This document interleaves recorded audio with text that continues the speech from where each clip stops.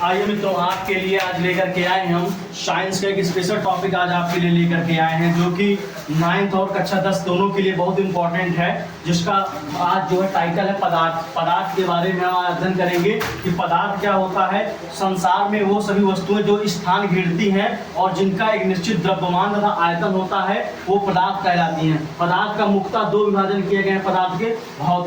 भौतिक आधार पर वर्गीकरण किया गया है पदार्थ का, और रासायनिक आधार पर वर्गीकरण किया गया है। भौतिक आधार पर पदार्थ के 3 रूप होते हैं, ठोस, द्रव और गैस।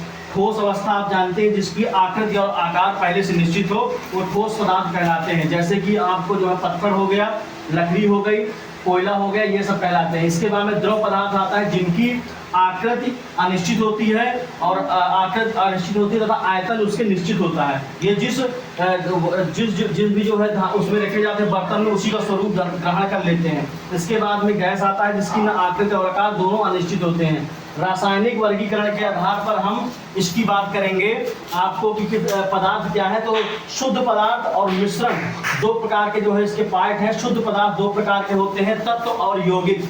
और मिश्रण जो है दो प्रकार का होता है, समांगी मिश्रण और विषमांगी मिश्रण।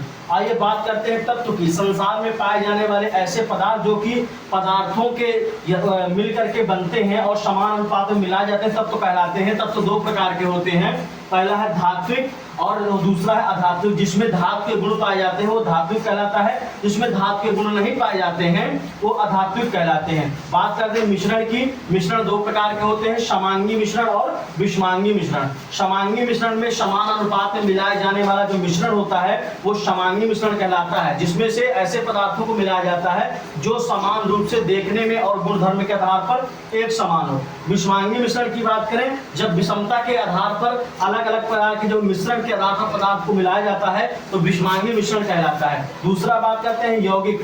अनेक प्रकार के तत्वों को मिला करके यौगिक का निर्माण किया जाता है और ये दो प्रकार के होते हैं, कार्बनिक यौगिक और अकार्बनिक यौगिक। जो आपका टेबल है और जो चैप्टर है बहुत इंपॉर्टेंट है, आप जो है इसको समझिए। समझने के बाद में बोर्ड परीक्षा के लिए बहुत ही महत्वपूर्ण है। चैनल को सब्सक्राइब।